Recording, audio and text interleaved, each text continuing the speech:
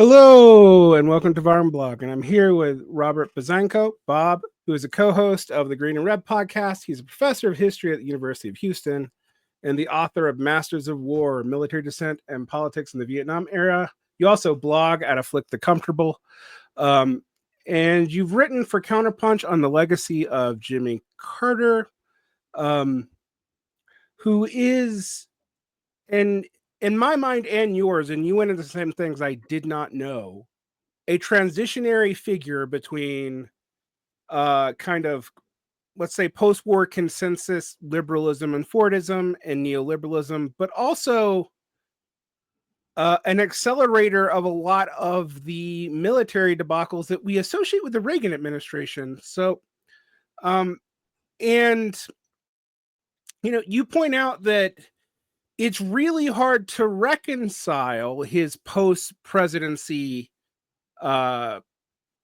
figure with who he was as a president, and that may be a good way of burying what he was actually responsible for. So let's get into this. How should we understand Jimmy Carter now that he's gone?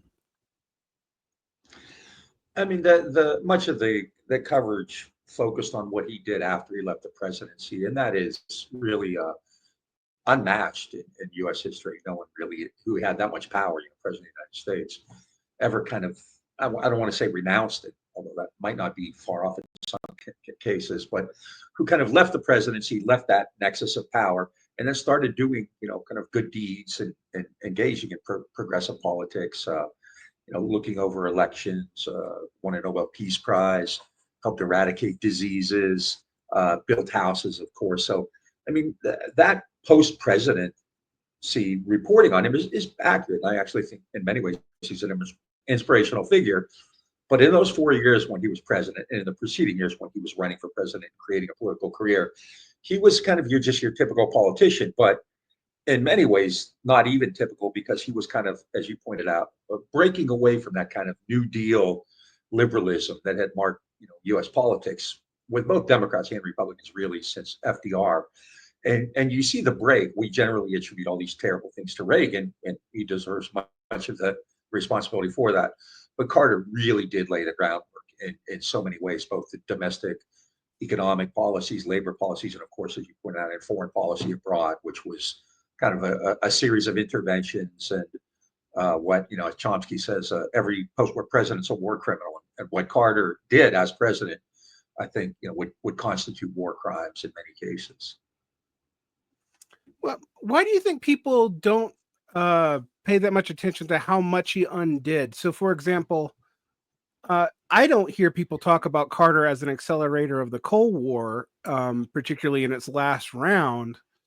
But Nixon was more of a peace president than Carter was, which I think many people would be surprised by, given all the atrocities we know that happened under the Nixon administration. So, would you like to talk about that a little bit?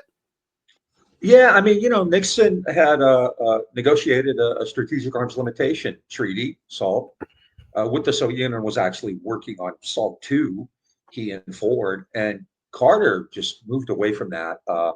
He came to office within a week or two. Somebody had asked him whether the United States owed Vietnam reparations or should help them rebuild. And Carter said no, because the destruction was mutual. I mean, mutual. The United States, Vietnam lost 2-3 million people. The country was utterly destroyed. And, Carter thinks that what the U.S. suffered, which was horrible, right? 58,000 dead, but to call that mutual. And then Carter actually opposed Vietnam. Vietnam went into Cambodia to overthrow the Khmer Rouge, who, were running the killing fields. And they put a new government in power led by one of, somebody they were close to named Hun Sen. And Carter and then Reagan continued to support the Khmer Rouge's claim to the government seat in Phnom Penh in Kampuchea, Cambodia. They did it at the UN. They defended Pol Pot's regime at the UN to have that seat there. And in fact, in 1979, Carter began to talk with Deng Xiaoping, and they somewhat cryptically, but the message was quite clear. They wanted to kind of make Vietnam pay for what it was doing in the region. And so Carter and Deng Xiaoping had this kind of series of cryptic messages about actually invading Vietnam, and in early 1979, Vietnam actually did that. They invaded. I'm sorry, China invaded Vietnam with Carter's encouragement and support. So again, working with the Chinese to intervene, to wage war against Vietnam, a country the United States had just been destroying for 2 decades, and Carter clearly moved away. I mean, the United States had kind of washed its hands of Vietnam. The American people had opposed the war, and Carter just kind of did a reversal on that. Didn't get a ton of attention, and a lot of the documentation obviously wasn't available for quite some time. But it's now clear Carter and the Chinese were working on these anti-Vietnam measures, and that wasn't the only time he worked with China either. I don't know if you had something specific, but I could just go on and on. So no, tell me more about the China situation. I mean, we do need to put well, this in the context of the Sino-Soviet split. So right. Although the U.S. at this point, is kind of after Nixon again is emerging into this period of détente with both countries. But with regard to China, not only did Carter work with China to try to hurt Vietnam, but something that I find is really quite staggering. Again, given his later work, he wrote a book called Palestine: Peace, Not Apartheid. Right. mm-hmm. Yet in the mid '70s, he actually supported apartheid South Africa. In the later '70s, when he was president, especially in Angola. In Angola, there was a group, a liberation group, a Marxist group, the MPLA, who had won, kind of a civil war. They had taken over. But in the South Africans, this was a Marxist group that was supported by Cuba, and South Africa didn't want, they wouldn't hear of it. So they decided they were going to not recognize this new government in Angola and try to get rid of it. And so the South African apartheid regime, Jimmy Carter, and the Chinese once more worked together to support, in particular, a warlord named Jonas Savimbi in Angola to try to prevent this group from coming to power. So you have Carter supporting this apartheid regime to try to overthrow in South Africa, to try to overthrow this new revolutionary government. And it extended the conflict. Ultimately, Cuban support in Angola made the difference, and they were liberated.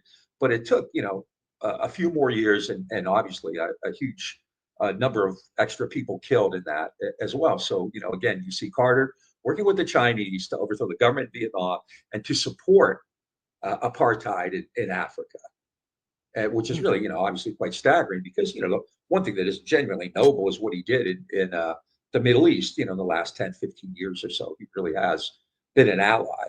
But, and I'm not a psychologist. I don't know if some of this is just trying to make up for what he did as president or what.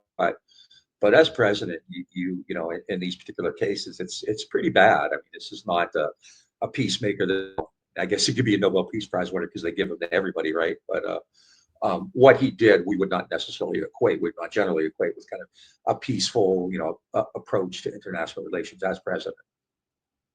Well, yeah, I mean, I think part of why this doesn't get discussed is dealing with China's role and suppressing leftist regimes in Africa is not something that people really want to look at now. But also, it does seem like this has been basically, I don't know, we might call it just a race from history. I knew about China's role in Angola. I actually didn't know that Jimmy Carter was part of that, and that it was have to do with the South Africans. Another real damning thing that you talk about in your article, and I'd love for you to go into more detail, was his role about what went on in Indonesia and how it's a lot more active than we are often led to believe. Yeah, I think the general liberal critique is that the United States just kind of stood by and let everything happen. But in fact, it was deeply involved in it, much more involved. As soon as you have this kind of, in East Timor, right? You have this Timorese independent movement. You have this movement that occurred after the 1965 coup in Indonesia. They kind of purged all kinds of people on the left, killed maybe 1 million people, and the United States sponsored and supported that. And Carter continued to do that, continued to support the Suharto regime. He rejected Timorese claims to independence. And it wasn't just sitting aside. In 1978, I believe, Carter sent, I believe, well over $100 million of weapons to Indonesia, and he even sent his vice president, Walter Mondale, there, you know, both symbolically and in terms of policy, to show the world that the United States was supporting this. And so the U.S. did not support any kind of liberation movement in East Timor. In fact, continued to support Indonesia, just as the U.S. had been doing since the coup in 1965. And, Indonesia, Carter's the human rights president, which is a big part of his legacy. And in some cases, like Argentina, I think really meant something.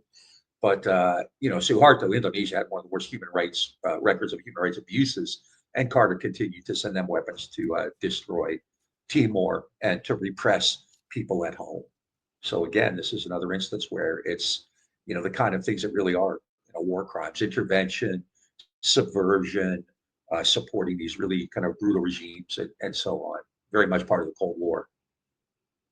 Yeah, another thing you point out in the article that I didn't know anything about was that the Carter administration seemed to have taken a very similar stance to the Reagan administration to Nicaragua, and even set up a lot of what was going to happen later. So can you go up a little bit into what Carter did around the Contras and all that? Sure. Yeah, and this is something that I get so much blowback about. People just, even though it actually happened, there's plenty of evidence for it. I mean, there's diplomatic documents on get them online from the State Department. But I remember following this in 1979. The Sandinistas, were marching on to Managua. It was fairly clear that Somoza's days were numbered, and Carter opposed that. And so in July, when it was very clear the Sandinistas were about to take over Managua, Carter convened a meeting of the Organization of American States, the OAS. His Secretary of State, I believe, Cyrus Vance, oversaw, kind of headed the meeting, chaired it, and proposed that the OAS put together a multilateral military force to go in to Managua and essentially, establish stability, establish order, but prevent the Sandinistas from coming into power, right?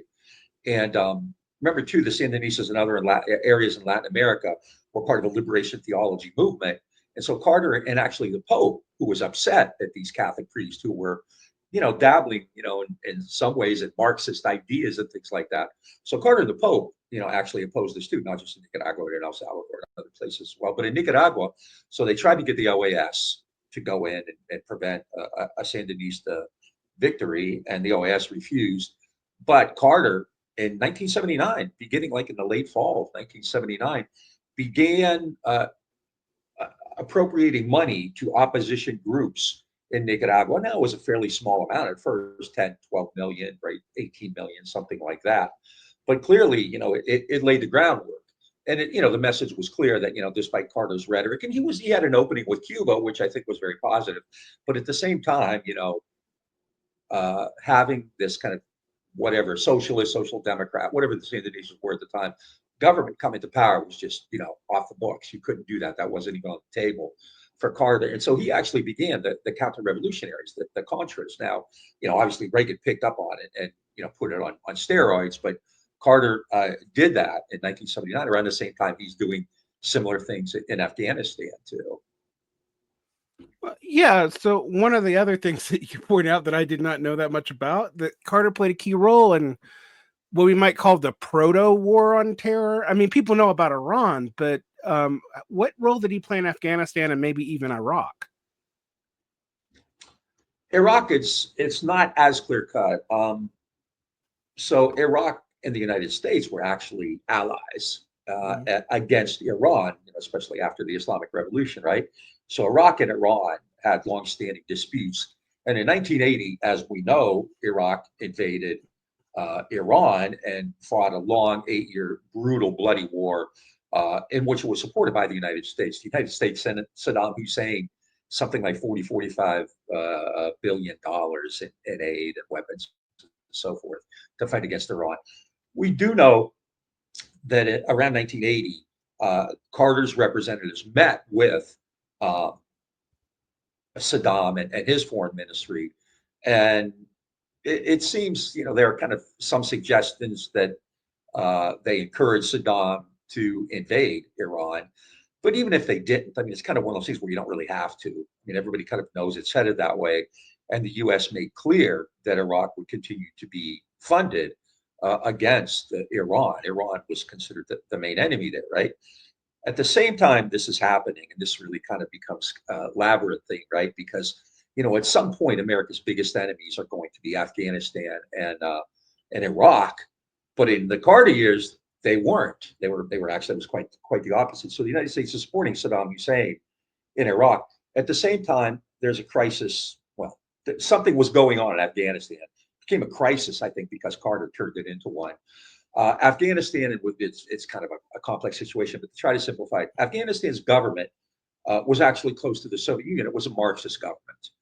However, there was another political group in Afghanistan who were also communists, who were also Marxists, but far more extreme, and they did not have the support of the Soviet Union. And so inside Afghanistan, you have this conflict between, I call them the extreme and the moderate Marxists, call them whatever you want. But the Soviet Union is supporting a more moderate group. And this group, in a lot of ways, engaged in, kind of reform politics, public education, spending, women's rights, girls going to school, things like that. However, the more extreme government was putting pressure on and eventually overthrowing the more moderate group. And the Soviet Union went into Afghanistan. That was what motivated the Soviet Union to intervene. It was to defend this moderate, more reformist group against a more extremist group. And that sounds, but I think it's really relevant to this issue. When that happened, Carter convened his people to talk about what to do. The Soviet Union had just invaded Afghanistan, an area of virtually zero importance to the US prior to that. And a lot of Carter's people told him that. They said, this is not important. That's part of the Soviet Union's sphere. It's close to them. We've never really had any interest in this. At the Soviet Union, if we had something going on in Latin America, the Soviet Union wouldn't invade here. And this is people like his Secretary of State, Cyrus Vance, the famous diplomat, George Kennan. I believe Kennedy even wrote a piece in the New York Times in that era saying we need to stay out. But Carter, I think, first of all, I think he saw an opportunity because this is also during the Iran hostage crisis. He saw an opportunity to bolster his credentials. He's being hammered. It's clear that someone like Ronald Reagan is likely to be the nominee in 1980. He's going to beat up Carter over his foreign policy. And I think that's who Carter is. I think he believes in this stuff. I think he genuinely is a Cold Warrior and a hawk. And so immediately he took action within like a week or two of the Soviet invasion. Carter sent his national security advisor, Zbigniew Brzezinski. And the appointment of Brzezinski says a lot about Carter, too. Brzezinski saw himself as kind of the next Kissinger, really kind of a hawkish guy, a hardcore Cold Warrior. Carter was a hardcore Cold Warrior. And so he sent Brzezinski to the Khyber Pass, and he's talking to this group of people here who are Mujahideen. And the United States is already supporting. This is just like literally weeks in. And there's this short video where Brzezinski is saying to these Mujahideen, he points over to Afghanistan and he says, see that? That's your land. Those are your mosques. And with our help, we're going to get you back there. You're going to get that back because God is on your side, right? So this is, at the same time, you're allegedly fighting this war against civilization. And, the Iranians have taken hostage. You have this Islamic revolution in Iran, which has become kind of public enemy number one. At the same time, the United States is doing that. They're supporting these Mujahideen, who are fundamentalist Muslims who who poured into places like Afghanistan to fight against the Soviet Union in Afghanistan. And those Mujahideen over time, you know where this is headed, right? Over time, those Mujahideen become Al-Qaeda and Taliban and probably Islamic State as well down the road. And so Carter threw his lot in with this group. The United States Carter in 1980 began sending significant amounts of aid there, more than in Nicaragua, including surface-to-air missiles. And you have this group, which would later include people like Osama bin Laden, right, who go to Pakistan. The United States is kind of helping organize that. They're funding it. And Carter, at the same time, goes to Congress and he asks for a significant increase in the military budget for 1980 because of the Soviet. Now, keep in mind, this is 6 years after the Strategic Arms Limitation Treaty. So in a fairly short period of time, Carter has taken what was fairly successful on Nixon's behalf, this period of détente, where he reaches out to both the Soviet Union and the People's Republic of China. Carter's upended it. And so you have the United States is funding these mujahideen. It increases the U.S. military budget at home. He decided in the 1980 Olympics were supposed to be held in Moscow. Carter said, no, we're not going to go. We're going to boycott it. And so the United States continues to fund this resistance. And that led to the horrible situation we have, in Afghanistan. It often begins in the media's mind. They often start talking about it, like in 2001, right? After the 9/11 attacks on the United States. But you have to go back over 20 years earlier to kind of get a sense of what was really happening there. And throughout the 1980, Carter's last year, and then obviously even more after that, the United States had made it clear it was not going to tolerate any kind of government that the Soviet Union supported in Afghanistan. And eventually, it's one of the memes going around now is the United States spent decades and $4 trillion to replace the Taliban with the Taliban. And that's kind of where it was headed even back then. The United States was working with Saddam Hussein and Al Qaeda, basically, Carter was, to try to harm the Soviet Union and these other countries that it perceived as an enemy. And as you pointed out at the beginning, this really does help usher in the terror era. The United States really is subsidizing both Iraq and what later become and these mujahideen who later become like Al Qaeda. So yes, absolutely, Carter is absolutely doing that. And his at the time, his supporters like defended this. They really praised that he's strong, he's this, and it created an even worse situation that just grew and grew over time.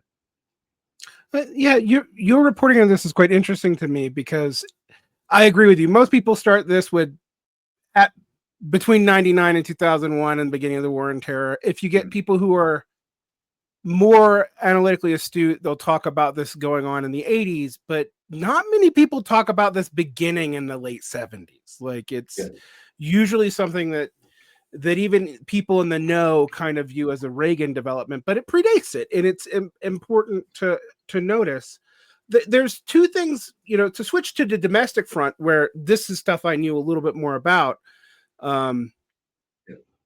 Because I started doing research into neoliberalism and realizing that even people as good as David Harvey had not really been paying attention about when it actually started, which was before Reagan. And even before Thatcher. But one of the things you've implied in all this is Carter massively begins this like massive uptick of funding towards the military and also oversees downticks of funding towards pretty much everything else. One of the things that I found was interesting, and I'm from Georgia, so I'm aware of this history actually better than a lot of people just by dint of birth, although I was not born early enough to have lived through this. But a lot of stuff that we associate with neoliberalism was tried in the South, like before it was implemented nationally. And you point out that Carter's really bringing this stuff from the State House in Atlanta to the White House. Can you talk a little bit about how Carter's really one of the key figures in implementing neoliberalism as a policy set? Sure. Carter was kind of one of the harbingers of what they were calling the New South in the early 70s. And in that way, and I think that referred more to kind of civil rights and things like that. They wanted to break away from that legacy of Bull Connor and Jim Crow and all that kind of stuff. And so Carter, developed a reputation. But as you point out, he probably knows better than me since you grew up there. But in Georgia, he also became kind of close to and was essentially mentored by a lot of business executives at places like Delta and Coca-Cola and places like that. And they started taking him around to meet world leaders, business leaders, and so forth on junkets and whatnot. And this is before even like he was governor. He was kind of proposed. I think he was in the State House, I believe, in Georgia. But he was kind of an up and comer. Everybody knew it. So he's starting to make these connections. In 1972, he went to the Democratic Convention and worked with some other conservatives to try to prevent George McGovern from becoming the nominee. And that's kind of where he cut his bones. That's where people kind of find out about Jimmy Carter at the 72 convention, working with the kind of more, kind of hawkish wing of the party to prevent a McGovern victory. And then, of course, when McGovern lost, all of these folks said, "We told you so." And that's when Carter decided to run for president. However, around the same time, he was also, I always say, mentored by David Rockefeller, famous Rockefellers, who brought him into the Trilateral Commission. And I don't mean this in any kind of conspiratorial way. It's just that he now had access to these influential global businessmen and these influential global interests, and they start taking him on junkets, and he's going all around the world and meeting people. And that, went a long way in developing his own economic ideology. It was not an embrace of the democratic ideology from Roosevelt on, the New Deal. Carter, in fact, was kind of clear that he didn't want to do that. He believed business had to be treated better. That in a sense, the pendulum had swung too far against business, and business was being hampered, and all that kind of stuff.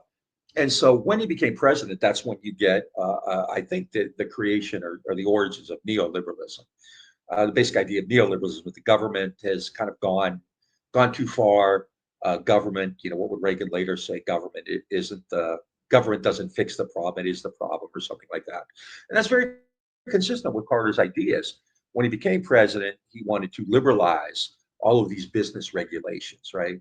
Liberalize meaning giving business more power, more authority. He wanted to reduce the role of government in regulating or guiding these industries. And a big part of that then would be deregulation.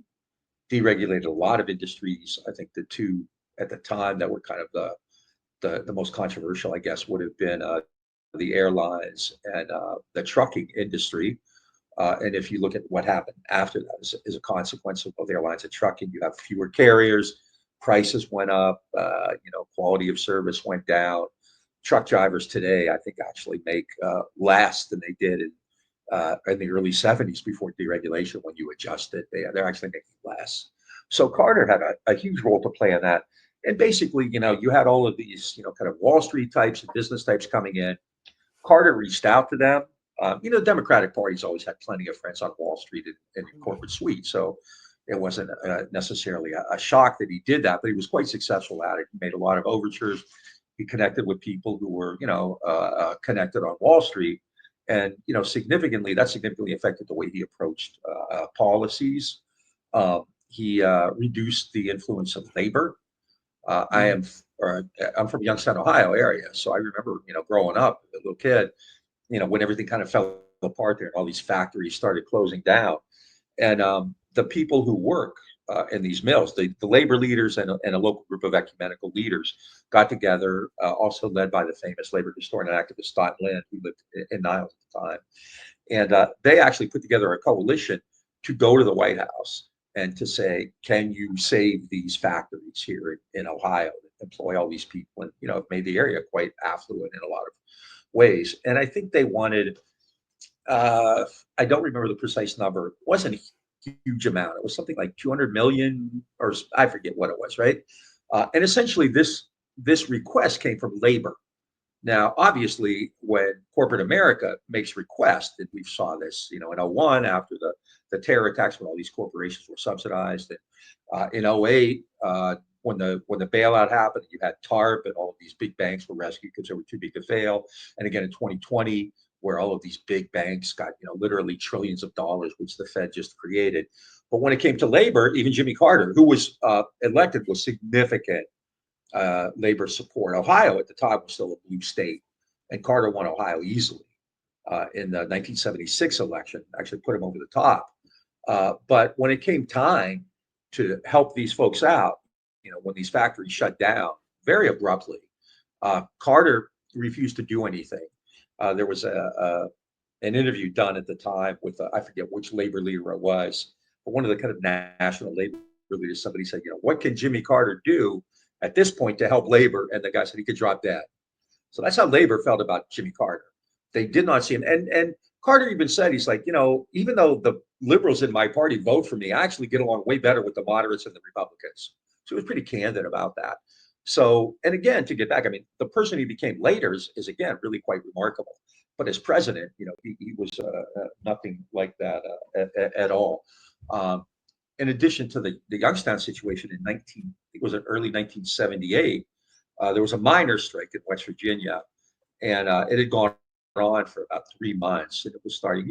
Miners were badass. It was getting ugly. There were kind of skirmishes going on, and the miners' union wouldn't budge. The operators were kind of really holding firm, and Carter sided with the operators. He even said that he's like, operators are losing money, and Carter invoked Taft-Hartley and forced the miners back to work. And so this is his legacy. He creates neoliberalism.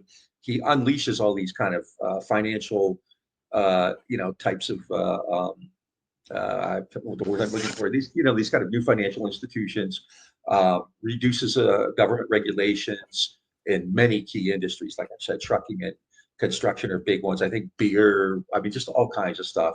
So it comes, gets to this point where we say, well, regulations are bad, and what you have as a consequence of that is it really kind of limits the growth of like working and middle class people. And if you look at like charts, you can start to see it really level off like in the mid 70s. And from that point on, American workers really aren't making any more money than they were like in that era in the 1970s. And Carter's drift toward neoliberalism had a great deal to do with that. You had massive inflation, which in part was because Carter had appointed Paul Volcker to head the Federal Reserve Bank. And he became famous for the so-called Volcker shocks, where he dramatically raised interest rates. Inflation in 1979 was huge, way bigger than it was a couple of years ago. I think it was up in the 12-13% range on, basic like T-bills and things like that. It was pretty significant. So Carter appointed Volcker, and then he shifts these priorities away toward businesses, toward deregulation, and really kind of frees them up to engage in the kind of things that you'll see in the 1980s. But that was already going on before Reagan came to power. And again, Carter is starting to make these overtures. He ends up meeting with a lot of the same people who would later work with Reagan, corporate leaders and bankers and so forth. So, we often, when we talk about the Democratic Party shift, and often it starts with Clinton and the Democratic Leadership Conference, but that fits perfectly in with what Carter was doing in that earlier era. Carter wasn't one of those, tax and spend liberals and, all that kind of stuff, even though they attacked him as such. He was, I'm not sure he was any more liberal than Joe Biden was really as president. And in a lot of ways, organized labor didn't have a good relationship with him. And in 1980, his share of the labor vote went down substantially. Just kind of as an aside, too, Carter was also really the first president to reach out to the evangelical community. So in 1976, he talked a lot about being a born-again Christian and talked about his faith, and actually got, kind of the same people who would later be part of like the moral majority in all those groups actually voted Democratic. Carter, I believe, may have been the last president to get the majority of that demographic vote. So in all of those ways, Carter, really did have kind of an older centrist attitude on a lot of these things, and really did reject and move away from the kind of New Deal programs that had been accepted by pretty much everybody. Eisenhower and Nixon did, as well as Truman and LBJ. So and Carter really is a break from that. Yeah, one thing that I happen to know that I don't know that you mentioned, but that Carter's administration also are the people who changed rules around monopoly lawsuits and whatnot. So, one of the reasons why we've only had 2 bust-ups of monopolies in the past, 50 years, is the Carter administration changing rules to align with what we might see as neoliberal prerogatives. And that's what got me really looking at the Carter administration. I mean, I knew about Volcker, and I knew that, like, okay, we can't blame Volcker and Reagan. Volcker's a Carter appointee, but and also that his shocks actually didn't lower inflation. They seem to actually made it worse for a little while. It took about, like, I think inflation doesn't start slowing down until like 85. So it's like later Reagan. Yeah. So I think that's a real important thing to notice. And I often talk about people missing the beginning of like the DL, the Democratic Leadership Commission, and all that stuff really beginning in the 70s. I tend to start looking at it when Gary Hart's elected as senator in 1978. But that also means that he's in the tenor of the Carter administration, and that this has the blessing of a lot of the post-McGovern people. Yeah. Why do you think this gets missed so much? Is it because, Carter was only president for 4 years? Is it his actions starting in the late 80s that kind of erase this history? Is it Ronald Reagan's an easier, clear bad guy to blame because all this stuff becomes a lot more obvious under him? Like, how do we clean this up? Well, I think all the things you just mentioned are correct. They're true. I think it's all of that, right? Part of it was he was only president for one term. It was considered kind of not even taken seriously in a lot of ways back then. So it was kind of easy to forget him and move on. Plus, he was kind of bookended by Nixon and Reagan, who were pretty big figures, right? Obviously, a big part of it is what he did after he left the White House, which I think is very admirable and unmatched. And it's a good story. And then, of course, the liberals didn't want to, say Jimmy Carter. Although there was a time many years ago, I was at an academic setting, and somebody there who was defending Carter very vigorously pointed out that he had laid the groundwork for Reagan, increased military budgets and intervened in Afghanistan as a positive thing, right? So I think a lot of it was just that, Carter wasn't some, crazy weak wimp. He was actually a tough guy who, defended, apartheid in South Africa. And he helped invade Vietnam and so forth. So it's a lot of that. I mean, it's a nice story, obviously, what he did after being president, and the stuff he did, like on the Middle East, really is noble. I can't imagine any other global leader, at least the U.S. leader, saying those kinds of things, calling Israel an apartheid state. In 2008, I believe, after that book came out, Palestine, Peace, Not Apartheid, he was scheduled to speak at the Democratic convention, and the Democrats took him off the program because of pro-Israel complaints that Carter was going to speak there. And, which, anybody who can piss those folks off like that is doing, I think, some good work, So I think, what he did after being president was noble. And, it does sort, I've noticed, like I've been talking about this a bit, a fair amount since he died. People think you just want to say bad things about someone because he's dead. You want to be hip or you want to be different. But I think there's something really important in this one. I mean, the historical record should be accurate. But also, I think it shows that even somebody like Carter, who really seems to be a genuinely good human, a decent human, cared about people, did all kinds of cool stuff, after he left the White House. As president, he was just no different than anybody else. He just won in this big group, and he committed crimes against humanity, committed war crimes. He took care of the ruling class here in the United States, didn't do a whole lot to help workers and middle class people. And so in that regard, he was just, and you could, I say this more, actually probably more seriously than facetiously, but you might make a case that Nixon was more, whatever, helpful than Carter was to working class issues. So it was, I just think it's important to correct this historical record, but also understand he wasn't a savior. He was a politician who somehow, after he left the White House, apparently reflected on what he did and ended up doing some really great stuff. Yeah, it's interesting to think about him as a center-right figure in the Democratic Party, not a center-left one, Yeah. which Yeah. I think looking if you'd asked me to look at the Carter administration the year I was born, I would have probably seen that. But from the standpoint of when I was educated, by the time I come of age in the late 1990s, he's already got a halo around him. And particularly, I'm from Georgia, so he really had a halo around him.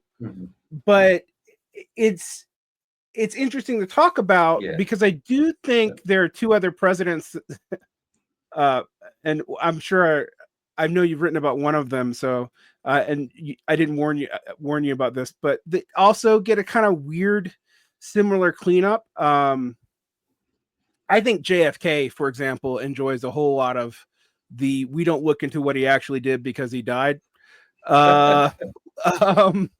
legacy, with a lot of people attributing good parts of the Johnson administration to JFK and stuff like that. Whereas I think, there's even in some ways, I wouldn't say that JFK was a neoliberal, but he's almost a proto one.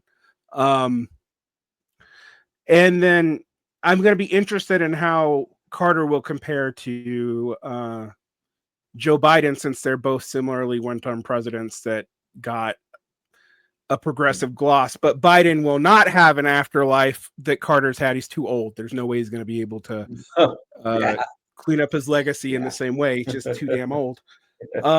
So there'll be a lot more straight ahead, looking at things. But I mean, one of the things you mentioned is Carter and Biden share invoking Taft-Hartley, which has not been brought up all that much in the modern world. So, but I've noticed recently you wrote about JFK and misunderstandings of JFK's legacy. A lot, in what ways do you think JFK is misremembered as a progressive president, maybe in a way that maybe we shouldn't remember him? This is actually, I've done a lot on this. I've kind of been in my own little battle with Oliver Stone's people for a few years now on the whole. I don't really care about the actual Kennedy conspiracy stuff, but a big part of that is this idea that the so-called deep state killed Kennedy because he was going to end the Cold War and end the Vietnam War and make peace with the Soviet Union and all this. And that's just nuts. That's silly. I mean, JFK, I think he is actually in that regard somewhat similar to Carter. Like Kennedy's record on civil rights, even though he gets all this praise for it, was really halting and slow. It took forever.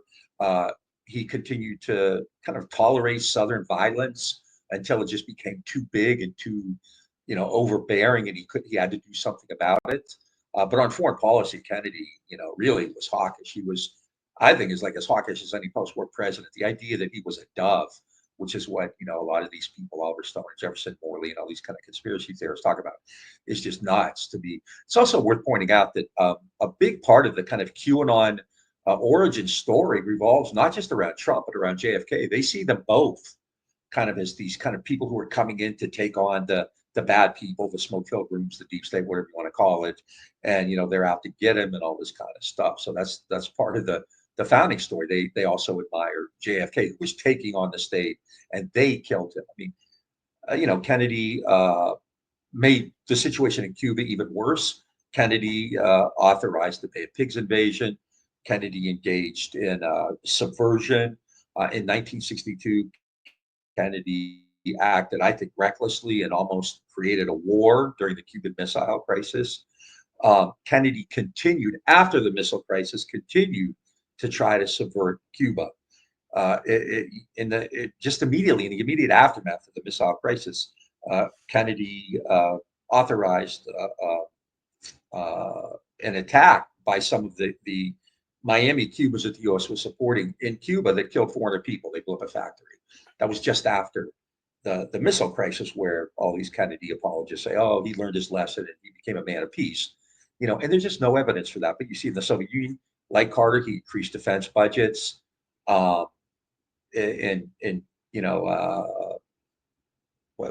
sorry, I've drawn a blank here. I have some data in my head, but I just can't bring it up.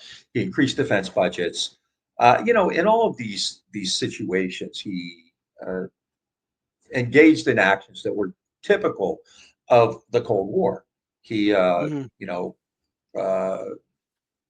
Vietnam in particular, which is the year I know best, right?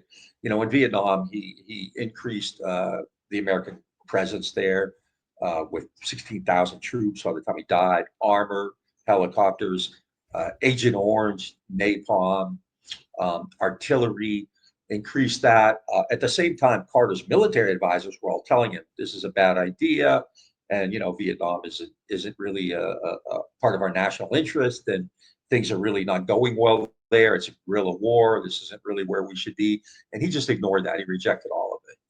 Continued to send more support, and then most importantly, I think, for this idea that Carter was going to somehow make peace in Vietnam.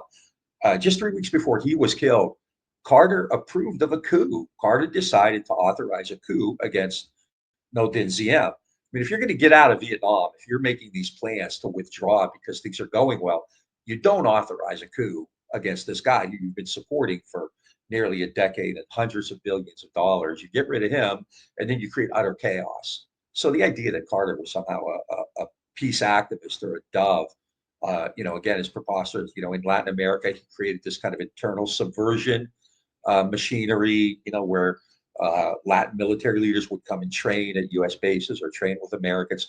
At one point in the 70s, I think like virtually every president of Latin America was a graduate of the School of Americas, right? Kennedy, everybody talks about the Peace Corps, but they don't talk about the internal subversion programs that he instituted. Again, it's that, the media wants to make heroes out of these folks. As to the other point with Biden, yeah, I think they will probably kind of have similar presidential, kind of evaluations as president. Although, again, I think you can make a case that Biden was actually probably more progressive than Carter. But I think they're one-term presidents. They succeeded, big figures, whether it be Nixon or Trump. And then, they really are, ultimately they failed badly. Carter, and not just, it wasn't just that Carter himself failed, but in the election of 1980, the Democrats got destroyed. I mean, they lost the Senate, they lost the House. They didn't lose the House, but they lost the Senate. I mean, they lost like 10 or 12 Senate seats that year. Jimmy Carter was so unpopular. The whole party was dragged down. And what they took from that, which is what the Democrats have been taking out of these kinds of debacles for 50 years, was that they had to act more like the Republicans. And, Carter actually kind of saw that coming, and he was already doing it.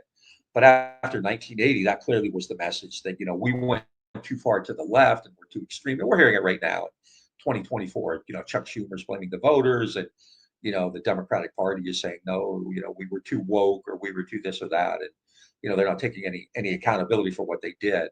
And they're just acting more like, the Republican Party. And Carter is a good example of that too.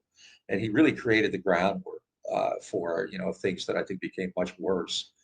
But, as president, there's not a whole lot of difference. I mean, Trump on a personal level, obviously, is crazy and he's sociopathic and odious. But in terms of the things they do as president, it's pretty similar, from, whenever, really, most of the time, almost always, right? And Carter clearly fit in with that, clearly fit in that framework. Right. I mean, this is the thing that I think people somewhat miss is presidential administrations are kind of regimes. They're not just individuals. And there's usually, even in radical ones like Reagan and or Trump too, maybe that hasn't happened yet. Who knows? There's usually remarkable continuity.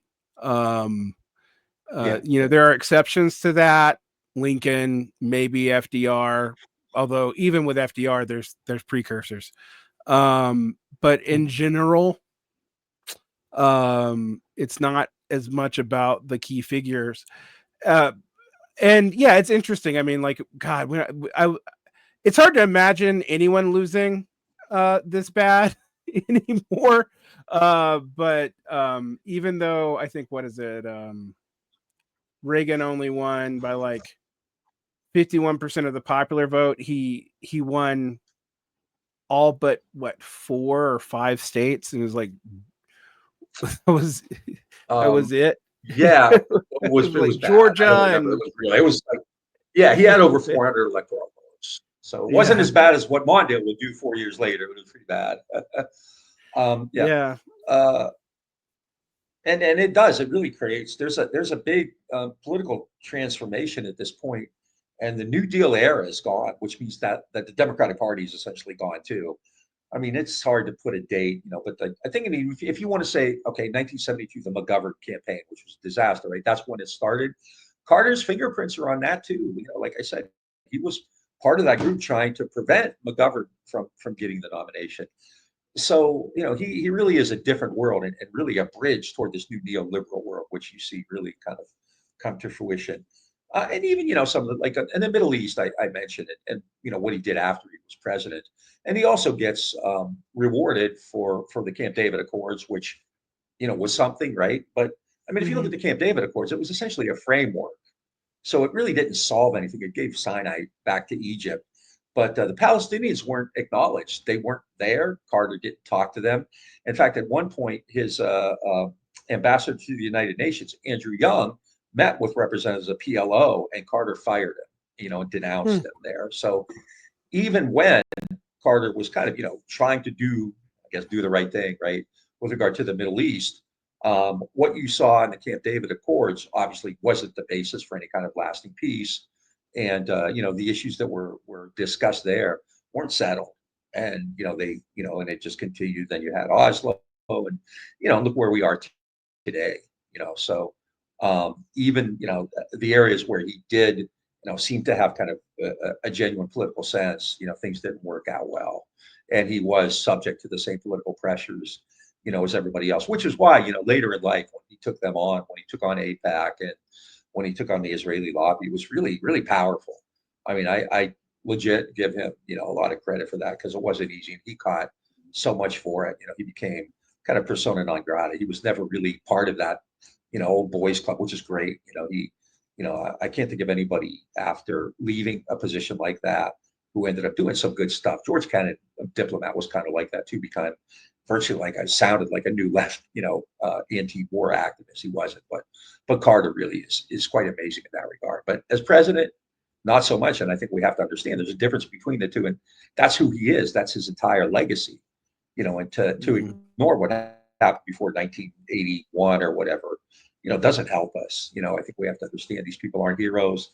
They're not perfect. They're not icons. They're not saints. And we can't expect that out of them. So I guess to tie it back to today, I mean, Carter's passing, he made it to 100. So, I mean, it's hard to, I'm sad he's gone. At the same time, like, it's hard to be sad when someone dies at 100. Yeah. But it does seem like we're looking at a Democratic Party that may be making, as you already implied or just said, the exact same choices they've made in the past, which is move to the right after already normalizing right-wing policies. So, do you see like any lessons for us today about how to deal with the Democrats and the legacy of Jimmy Carter? I mean, I think it's to confront it. I mean, Carter had plenty of liberal enemies by 1980. He wasn't popular with that wing of the party, and a lot of them, much like, in 2024, right? The way the Democrats especially handled like Gaza, they just drove a lot of people, not to vote for Trump, but just not to vote at all. And you saw that too. I think Carter, did a lot of that. I mean, I would think the lesson is to confront this stuff, not embrace it or not hide it or not, bury it. And after Carter, that was kind of all the postmortems were essentially pretty much the same ones you're hearing today, right? Carter alienated too many people, and it was almost guilt by association. He was around all these black political leaders. He was around all these labor leaders. He was doing this. He was doing that. And he was kind of like the Democratic Party, right? They get stained with these things they don't even do or they don't even believe in. So Carter was kind of being attacked as this guy who was too liberal. Conversely, he was considered too weak because of Iran, mostly the hostage situation and the failed rescue mission. And the Democratic Party just, never confronted that, never challenged it. They kept going along with it. Once you start moving in that direction, you don't stop, and they haven't since then. I mean, it would seem to me, in many ways, the 2024 election. I mean, in 1980, Carter was unpopular, but and Reagan was kind of an interesting figure, right? Nobody knew, everybody knew he was pretty conservative, but he had this kind of Hollywood background and so forth. So, you kind of, I think people could be optimistic they might be getting something better in 1980. I mean, in 2024, you knew what you were getting with Trump, and the Democratic Party didn't offer any resistance at all. They went around the country with Lynn Cheney and a bunch of other Republicans, right? And so I would say, to me, I would think like try to be like Jimmy Carter was after he was president, but you got to know what he was like as president, because I think it's important. And frankly, I think it makes what he did after he was president more impressive, right? That he was able to move out of that kind of culture, that kind of political ideology. And, I mean, in American life, he's as good as you're probably going to get. We don't have, a real radical, component here. We don't have, there's no American Che Guevara walking around, right? So people like Carter, in this particular case, I think are pretty good, but just like kind of making him into a mythological figure who built houses for poor people, like Paul Bunyan or something. I don't think that does us any good. I think we have to know what he was about, like the whole thing, because it talks a lot about America, right? He was, he was embraced by these people like David Rockefeller, the Trilateral Commission, because they saw what he could do for them and that he was a believer. I mean, if he had been the kind of person he was after he became president, he would have been elected to the state house in Georgia, let alone governor, and certainly not president. So, Right. he was a very good politician in his day, but at the end of the day, I think, we need to confront what's really happening. And, obviously the Democratic Party isn't, so it's up to us to figure out ways to do this outside of the Democrats, because I don't think they're going to help us at all. I don't think they ever have, really. So, and I think Carter's a good example of that. It is easy to attack Reagan or Nixon or Trump or whoever, but it's just, the problem's bigger than that, and that kind of, I think Carter, basically it kind of gets to this vote blue no matter who mentality, where, well, we don't care, we're just going to vote for him. And, when that happens, you get a lot of Carters and Bidens out of it, so. Yeah, I mean, it's interesting because I think of Joe Biden weirdly as a politician of this era in a way, like, and that's why I agree with you. He's actually probably more progressive than Carter. Although my read on that is like that's an accident of the time period that he entered politics. Yeah. Because he's a coalitional dude. Like he would just throw meat to all the coalitions in the party, and that hasn't been the modus operandi for a while in the Democratic Party. So yeah, every now and then you're accidentally progressive, but it's kind of an accident. Yeah. I do think, it's important to go after these figures and talk about them honestly. Particularly these figures that don't have, for a variety of reasons, usually because they die, but also with Carter, you just have this radical change later on, where it seems to erase any criticism or in-depth look at their actual administration, and we should definitely not be fooled by that. I don't think I'm gonna live to see some weird valorization of Joe Biden, but maybe I will. I shouldn't count it out. Like Democrats are weird. Yeah. Where can people find your work, Bob? You can just, kind of always do a Google search. My books are available all over the place. I blog at Afflict the Comfortable, one word, afflictthecomfortable.org, and Green and Red podcast, where, we do, quite a few shows. We do at least one a week, sometimes two or maybe more a week. We talk about politics and history and all kinds of really cool stuff like that. So that, kind of, I think, the best way, but start with the podcast. I've written a bunch of stuff all over the place, places like Counterpunch, History News Network, op-eds, things like that. So not hard to find. All right. I'll put a link to the blog thank you so podcast. Much. Oh. And thank you so much for coming on. Thank you so much. This was really great. I really appreciate it. Take care of yourself. You too. Bye-bye. Bye.